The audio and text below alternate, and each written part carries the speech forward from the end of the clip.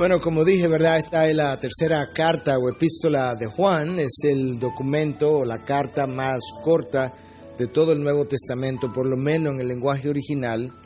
Yo quiero hacer con esta carta lo mismo que hice con la anterior. Yo quiero dividirla en tres para ser consistente y guardar una cierta armonía. La salutación, el mensaje y la conclusión o despedida. Esta carta es una carta muy personal. Es personal de dos maneras diferentes, si pudiéramos decir. Por un lado, fue dirigida a una persona en particular, identificada por su nombre. En segundo lugar, en esta carta, Juan menciona dos otros nombres en adición al destinatario, de quienes él tiene algo que decir en particular. De manera que esta es una carta muy especial. Pero esta es una carta similar a la anterior y similar a la primera carta, donde el amor por la verdad y el amor por el hermano aparecen entrelazados inseparablemente. Yo creo que eso es algo muy típico de Juan. Juan nunca divorcia esos dos conceptos y ciertamente Dios tampoco lo hace. La palabra que más frecuentemente aparece en esta carta es la palabra verdad. Aparece unas 6 veces, de manera que si usted quiere, esta es nuestra palabra eje o central o clave. Pero yo quisiera usar el mensaje para responder una sola pregunta: ¿de qué forma sale a relucir en esta carta, de manera particular, esa relación entre el amor por la verdad y el amor por el hermano? Es algo típico de las 3 cartas, pero en esta en particular, ¿de qué forma nosotros podemos ver que eso es una gran realidad aquí? Y con eso entonces yo quisiera comenzar con la primera parte de esta carta, lo que es el saludo. Como ya leímos, ¿verdad? Esto fue dirigido, o no lo hemos leído todavía, ¿verdad que no? No, me estaba recordando del servicio anterior. Vamos a leerla, versículo 1. El anciano, el amado Gayo, a quien yo amo en verdad. Amado, ruego que sea prosperado en todo, así como prospera tu alma, y que tengas buena salud. Pues me alegré mucho cuando algunos hermanos vinieron y dieron testimonio de tu verdad. Esto es, de cómo andas en la verdad. No tengo mayor gozo que oír que mis hijos andan en la verdad. Amado, estás obrando fielmente en lo que hace por los hermanos, y sobre todo cuando se trata de extraños, pues ellos dan testimonio de tu amor ante la iglesia. Harás bien en ayudarles a proseguir su viaje de una manera digna de Dios, pues ellos salieron por amor al nombre, no aceptando nada de los gentiles. Por tanto, debemos acoger a tales hermanos para que seamos colaboradores en pro de la verdad. Escribí algo a la iglesia, pero Diótrefes, a quien le gusta ser el primero entre ellos, no acepta lo que decimos. Por esta razón, si voy, llamaré la atención a las obras que hace, acusándonos injustamente con palabras maliciosas, y no satisfecho con esto, él mismo no recibe a los hermanos, se lo prohíbe a los que quieren hacerlo y los expulsa de la iglesia. Amado, no imites lo malo sino lo bueno. El que hace lo bueno es de Dios, el que hace lo malo no ha visto a Dios. Demetrio tiene buen testimonio de parte de todos y de parte de la verdad misma.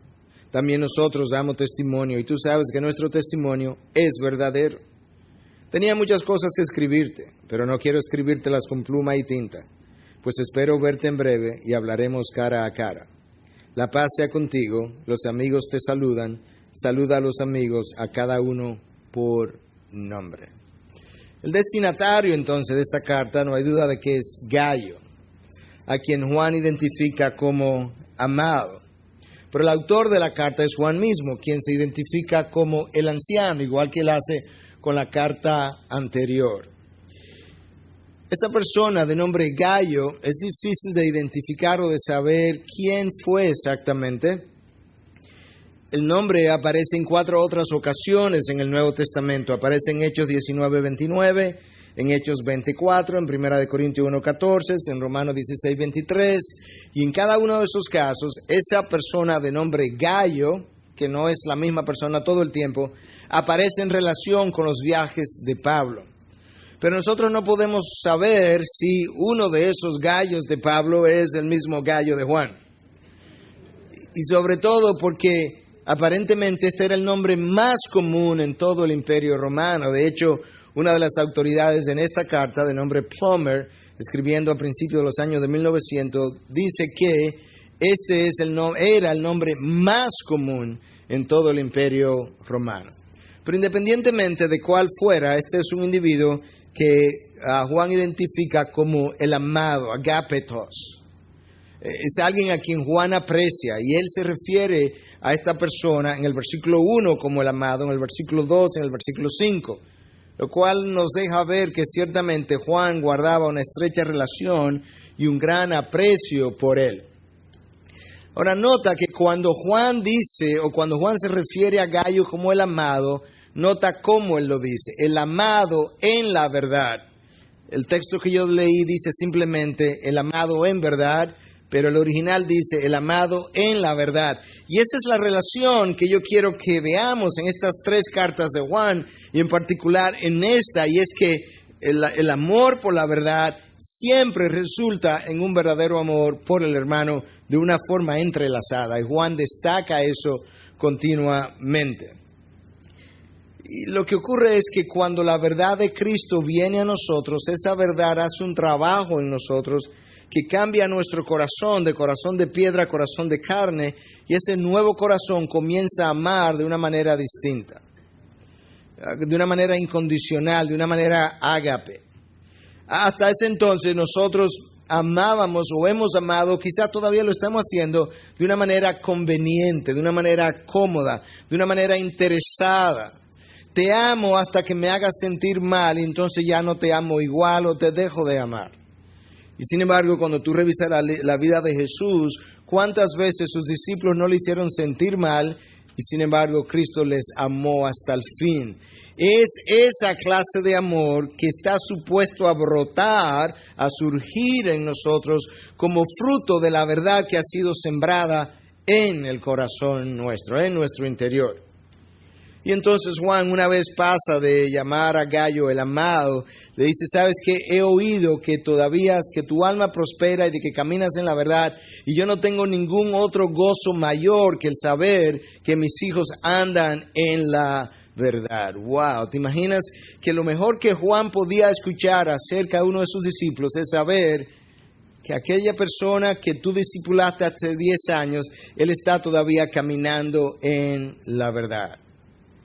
Y decíamos el domingo anterior que caminar en la verdad es vivir controlado por la verdad, no controlado por mis emociones, no controlado por mis sentimientos, no controlada por mi agenda, pero controlado por la verdad de Dios.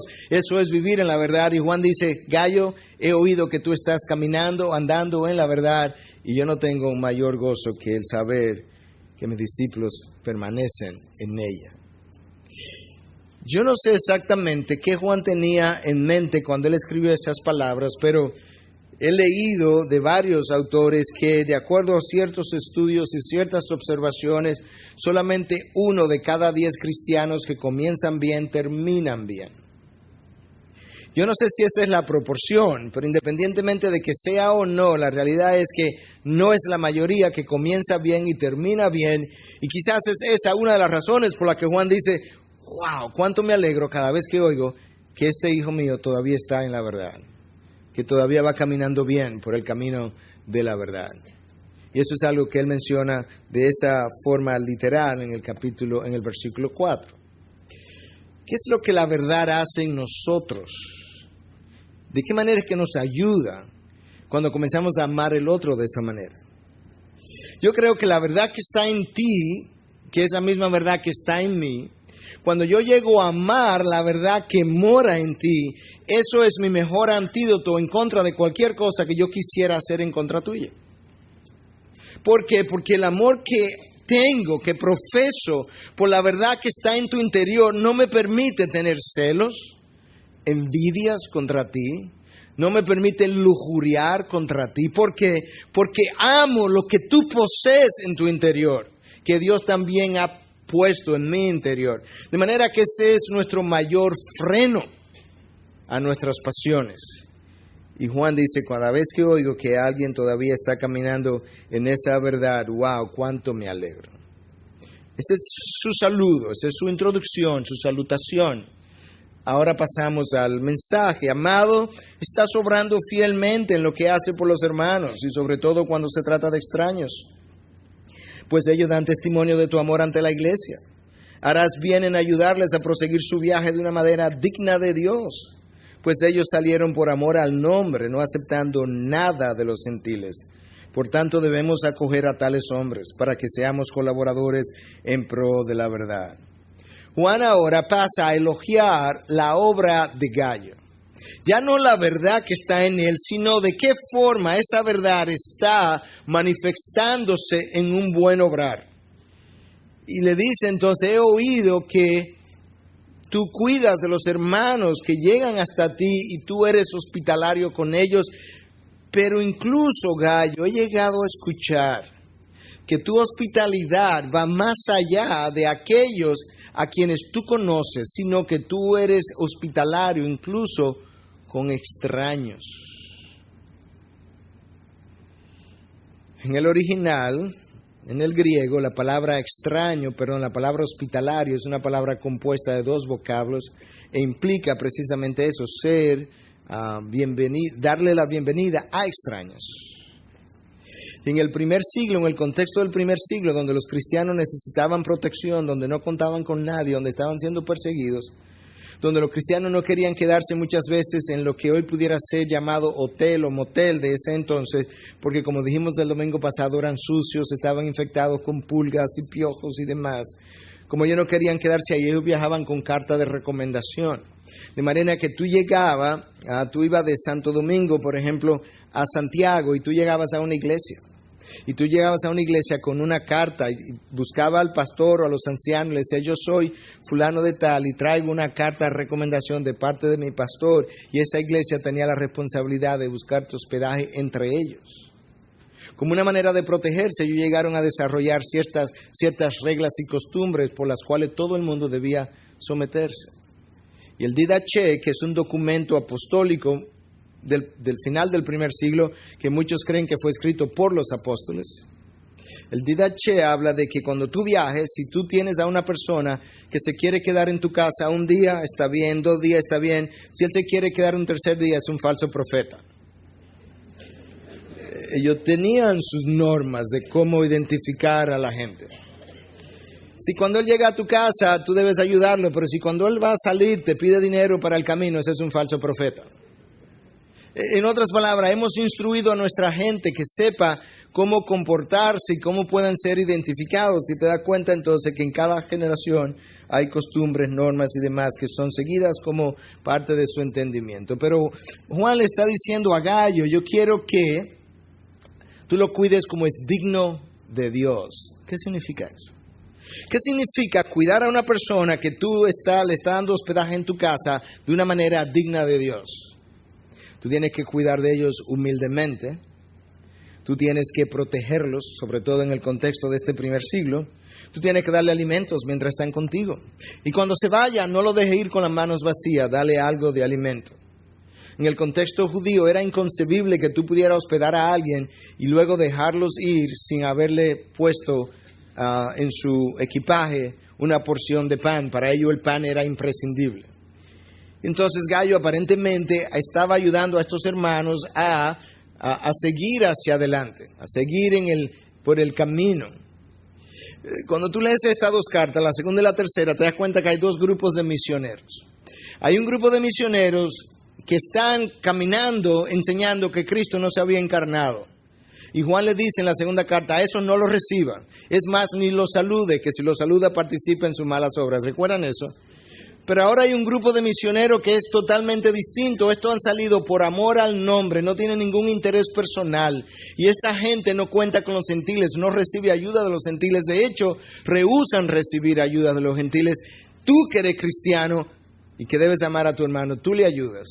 Y estoy oyendo, Gayo, que tú haces eso, que estás obrando fielmente para con ellos y le ayudas a seguir por el camino. Y Juan entonces le ayuda a Gayo y a nosotros ahora a entender por qué esta gente que estaba haciendo eso era especial. En su misión dice que ellos han salido con una sola motivación, amor al nombre, no otra. Wow. Yo creo que la iglesia de hoy necesita un poco más de esa pasión.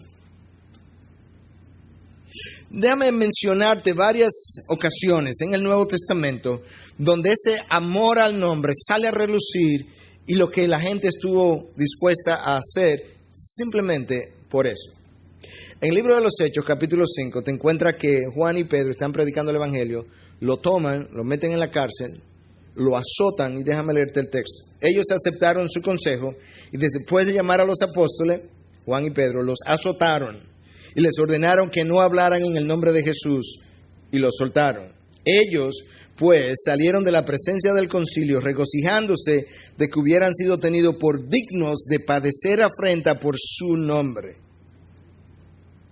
¿Qué? Juan y Pedro lo acaban de meter en la cárcel. Lo azotan. Y cuando lo azotan, lejos de quejarse porque esa paliza fue injusta, lejos de quejarse de que, tú sabes que es increíble, no hemos hecho nada malo y nos azotaron, en vez de ellos quejarse de que realmente, Dios, yo no te entiendo, yo estoy en medio de tu voluntad, yo estoy predicando el Evangelio y mira cómo esta gente nos azota, tú puedes evitar eso y no lo estás evitando. Lejos de hacer eso, Pedro se voltea donde Juan, o Juan para donde Pedro, y dice, ¡wow! Nos dieron una paliza por el nombre de Jesús. ¡Wow! Bien dada. Si ese es el problema, qué gozosos estamos de que se nos considere digno. Dios, si tú crees que somos dignos de una paliza por amor a tu nombre, gloria a ti, Dios. ¿Te das cuenta de cuál era el mindset, cuál era la forma de pensar de esta gente? Oh, si nosotros tuviéramos algo así hoy. ¿Qué cosas tú has tenido que sufrir últimamente por amor al nombre? ¿Qué cosas, qué palabras tú has tenido que escuchar de familiares inconversos, de amigos, de jefes que no entienden tu fe, que te han ridiculizado y tú has tenido que soportarlas simplemente por amor al nombre? ¿Qué cosas tú y yo estaríamos dispuestos a sacrificar en el día de mañana simplemente por amor al nombre? Yo creo que nosotros tenemos que detenernos de manera intencional y meditar sobre esas cosas, porque si yo no tomo ciertas determinaciones antes de cuando la hora de la prueba llegue, yo no lo voy a hacer. Porque yo voy a comenzar a pensar si vale la pena hacer ese sacrificio. Y yo estoy convencido por mi propia vida, por mi propia experiencia, aparte de lo que es el testimonio de la palabra, que con frecuencia Dios nos pone en bifurcaciones. Y en esa bifurcación Él nos prueba y nos dice, yo quiero saber. Tú dices que tienes un compromiso conmigo. Yo quiero saber hasta dónde tú estás dispuesto a llegar y sacrificarte y dar y dejar por amor al nombre. Y en esas pruebas, algunos nos va bien y otros no nos va tan bien. Creo que le mencioné en una ocasión, la primera vez que yo leí que el filósofo ateo Friedrich Nietzsche, quizás era un trabajólico, solamente descansaba el domingo en la tarde, se iba a montar patines, y en una ocasión tomó la decisión de jamás volver a descansar y montar patines por amor a la causa que él estaba enarbolando. Y yo digo, pero ven acá, ¿cómo es posible que ateos estén dispuestos hasta dejar el único mediodía de descanso? Que no estoy diciendo que no debiéramos descansar, eso no es lo que estoy aplaudiendo.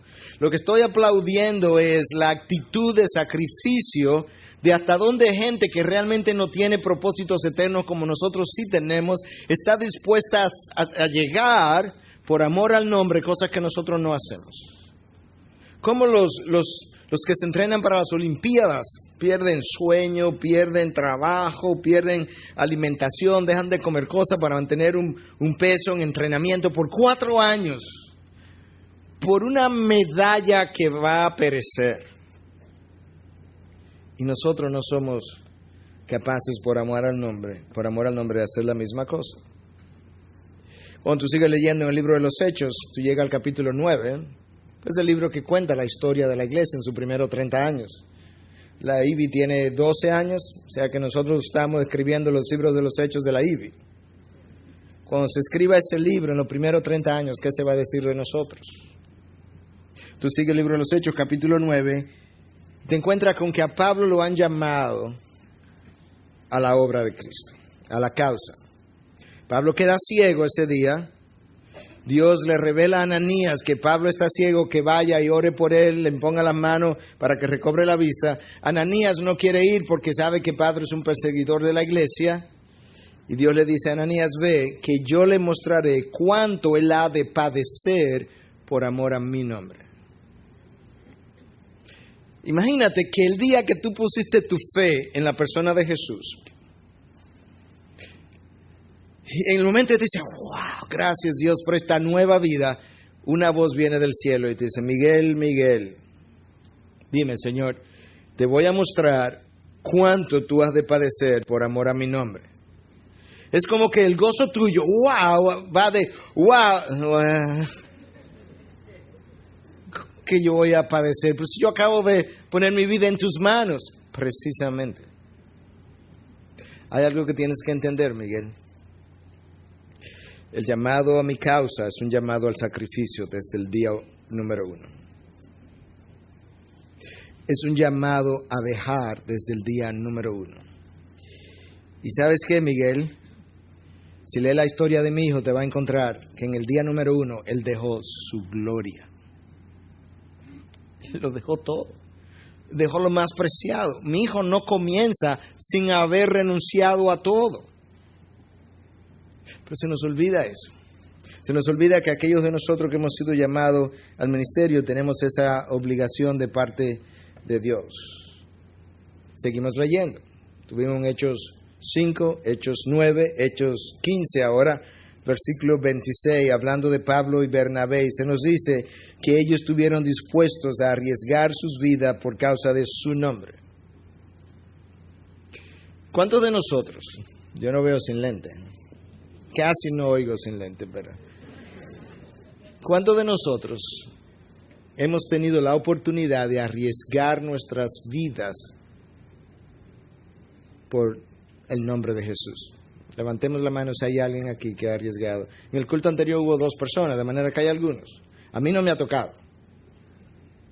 En este a nadie. Ok.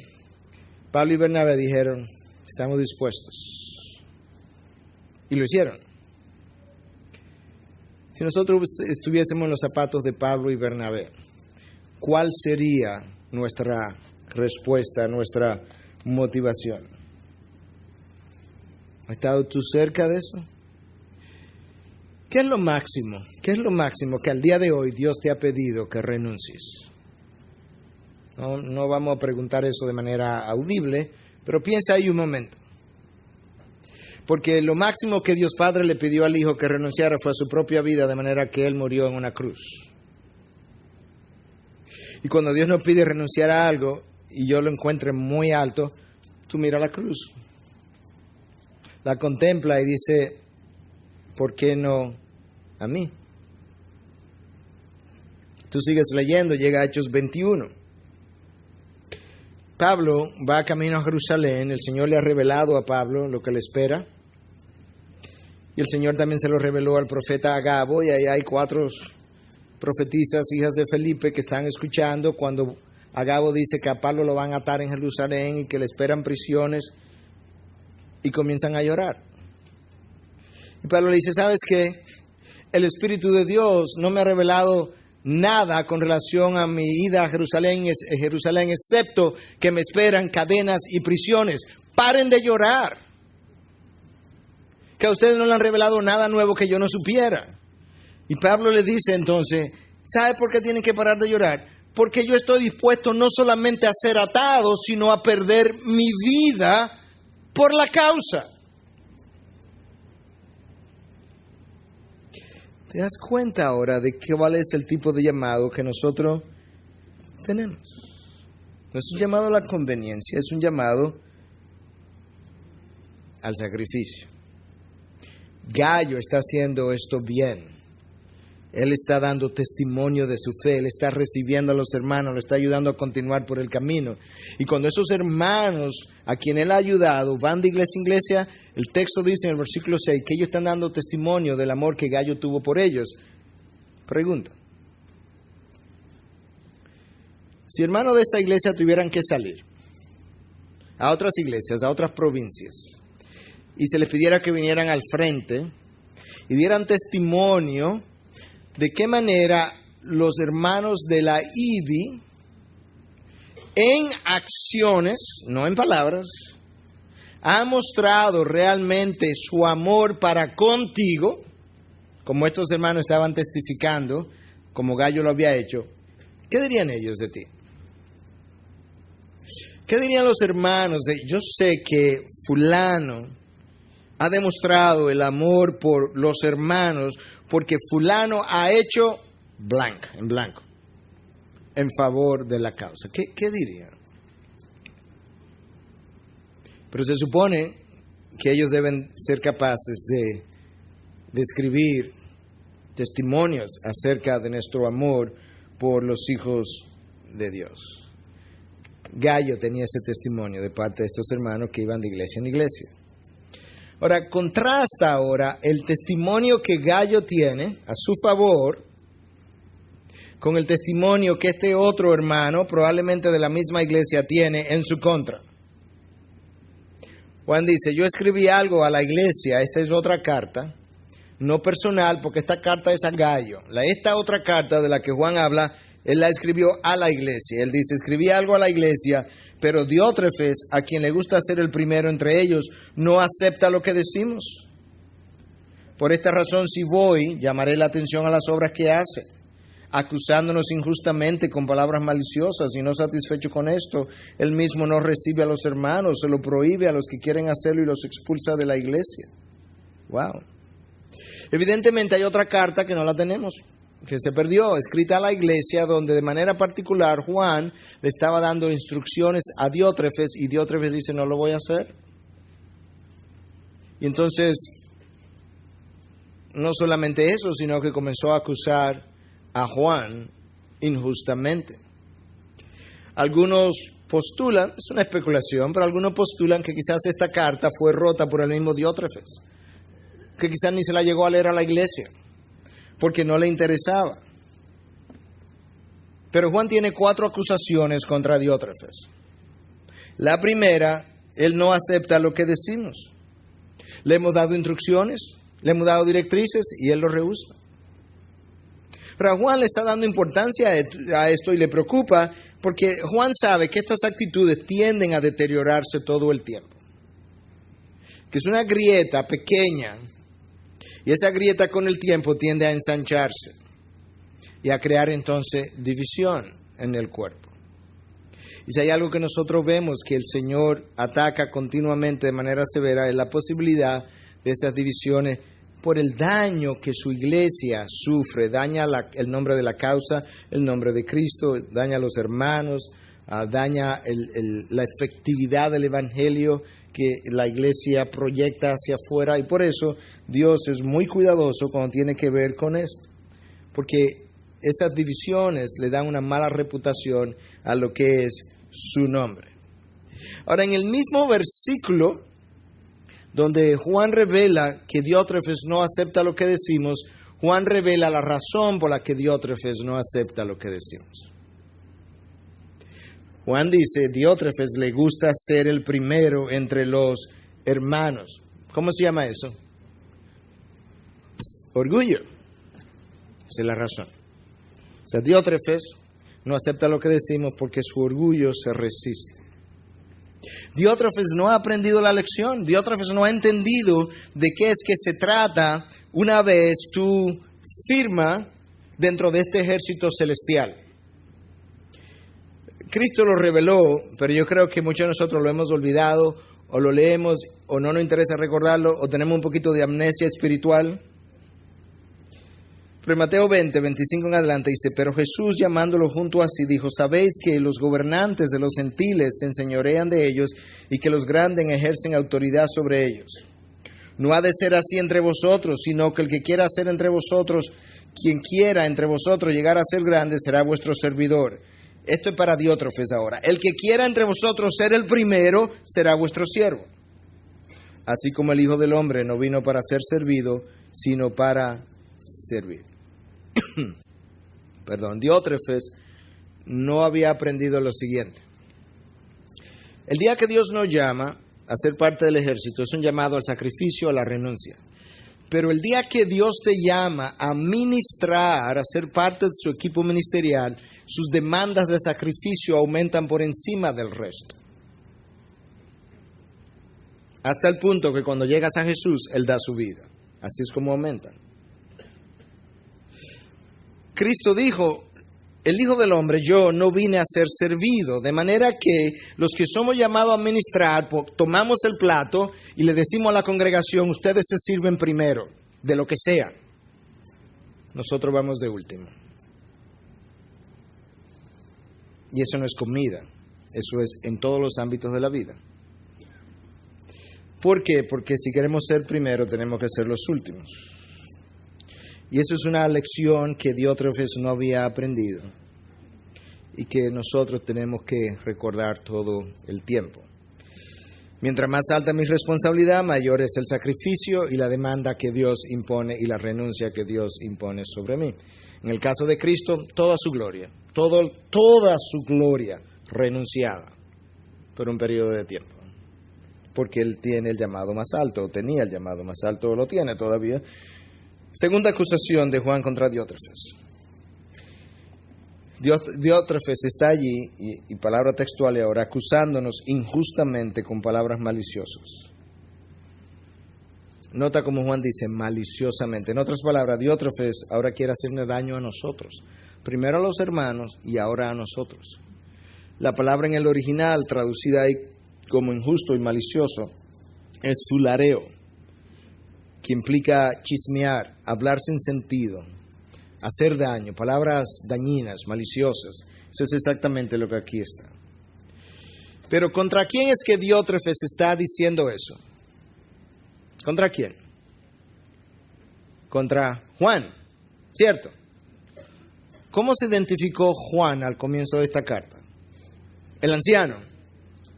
Aunque déjame decirte lo que la palabra de Dios dice entonces de esa acusación contra ese anciano. 1 Timoteo 5:19. No admita acusación contra un anciano a menos de que haya 2 o 3 testigos. ¿Serio esto? ¿Por qué? ¿Porque el anciano es una persona especial? No. O sea, en sí misma él no es especial. Si tiene algo de especial, no es en él, es en la posición que representa. Cuando le haces daño al anciano, le haces daño a mi iglesia que yo compré con mi sangre. Cuando le haces daño al anciano, socava la zapata de la iglesia que sostiene el resto del edificio. Se me cae la iglesia, Diótrefes. Y esa es la razón que entonces al sostener una iglesia contra un anciano, una acusación contra un anciano, tiene que cerciorarte que es veraz si trae contigo 2 o 3 ancianos, 2 o 3 testigos, que quede claro que aquí no ha habido nada de duda ni de cuestionamiento, porque es mucho el dolor que la iglesia sufre cuando estas cosas se dan. Tercera acusación. Diótrefes no recibe a los hermanos. Pues no recibe a los hermanos. Los hermanos llegan, él rehúsa recibirlos a pesar de mis instrucciones. Recuerden, en el primer siglo esto era lo común, el dar hospedaje a los hermanos cristianos, era la costumbre de la época. Pero Diótrefes rehusó realmente ser hospitalario de esa manera. Pero peor aún, es que Diótrefes, como dicen en nuestro país, ni lava ni presta la batea. Porque él no solamente que no come, él no deja comer, porque él no da hospedaje, pero él impide que aquellos hermanos que sí quieren dar hospedaje, hospeden. Y de hecho, cuando se entera que un hermano hospedó a esas personas que estaban predicando el evangelio por amor al nombre, los expulsa de la iglesia. Diótrefes es un controlador, es un déspota. ¿Te das cuenta entonces cuánto daño este hombre estaba haciendo a la iglesia? Y Juan dice, si yo voy, yo le voy a llamar la atención. ¿Para qué tú crees, según las autoridades en estos textos, qué tú crees que en el contexto del primer siglo implicaba llamarle la atención? Porque eso es lo que Juan dice, si yo voy, le llamaré la atención. Bueno, cuando algo había afectado a la iglesia, la atención se llamaba enfrente de la misma iglesia. De manera que lo que Juan está diciendo es, yo lo voy a parar enfrente de la iglesia y yo le voy a llamar la atención, lo voy a reprender enfrente de la iglesia. Eso fue lo que Pablo hizo con Pedro. Cuando Pedro comenzó a comportarse hipócritamente, resulta que eso estaba dañando la iglesia. Y entonces Pablo, enfrente de todos, dice el libro de Gálatas, paró a Pedro y le dijo, tú eres un hipócrita. Y le explicó por qué estaba siendo hipócrita. De manera que esta era la costumbre. Si es privado, lo hacemos en privado. Cuando algo es público, tenemos que confrontarte públicamente. Y eso fue lo que Pablo hizo con Pedro. Esto es lo que Juan dice que él va a hacer si él llega allá.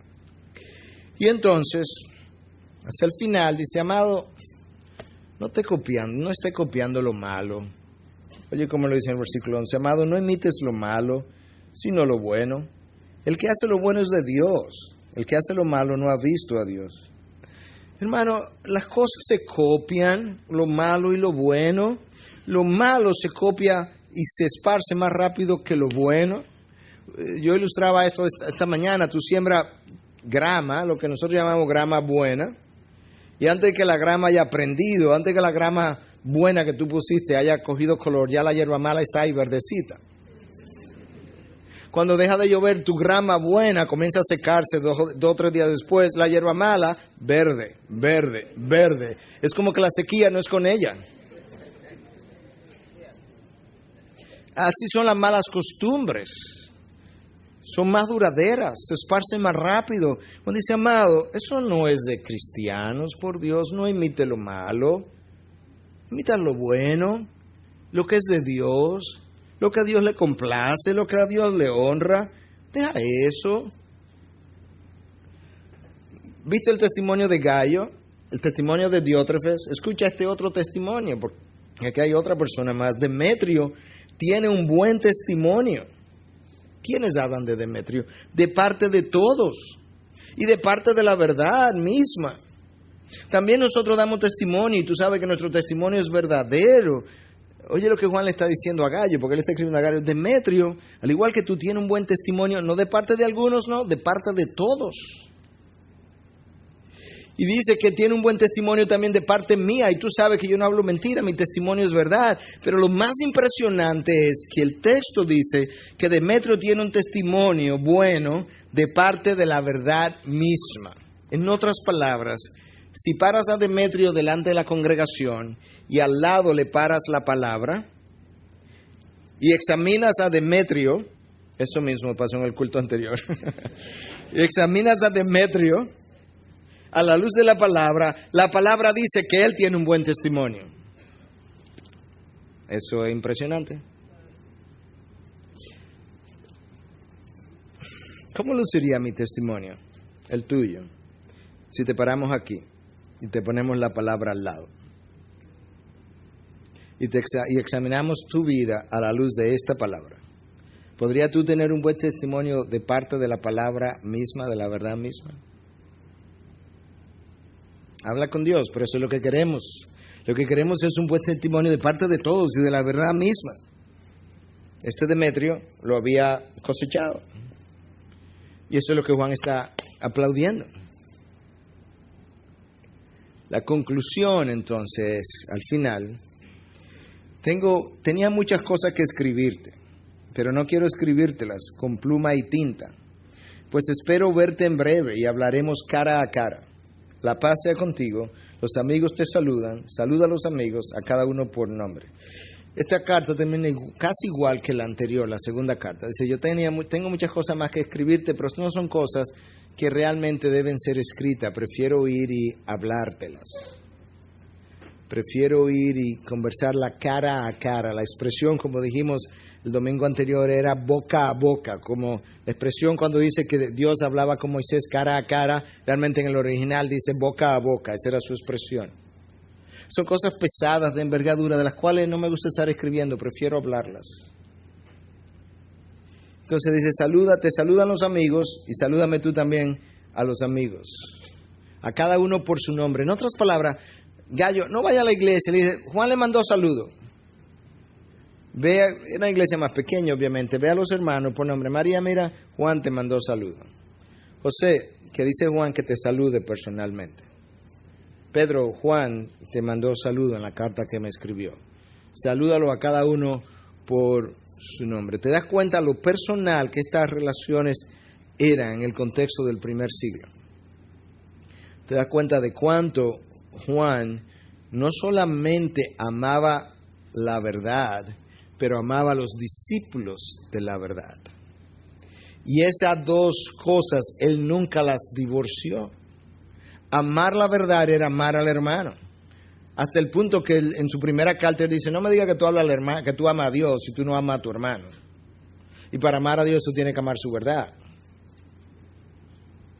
La medida en que yo traigo esta tercera carta a su conclusión, a su cierre, y traigo las 3 cartas de Juan a su cierre, yo quisiera hacer una última anotación para recordar esto que yo vengo hablando, y es que el verbo amar, agapeo o agapao en el griego, aparece 31 veces en las 3 cartas de Juan. El verbo, el nombre aparece otras tantas veces, pero el verbo amar, agapao, incondicionalmente, aparece 31 veces. ¿En qué contexto?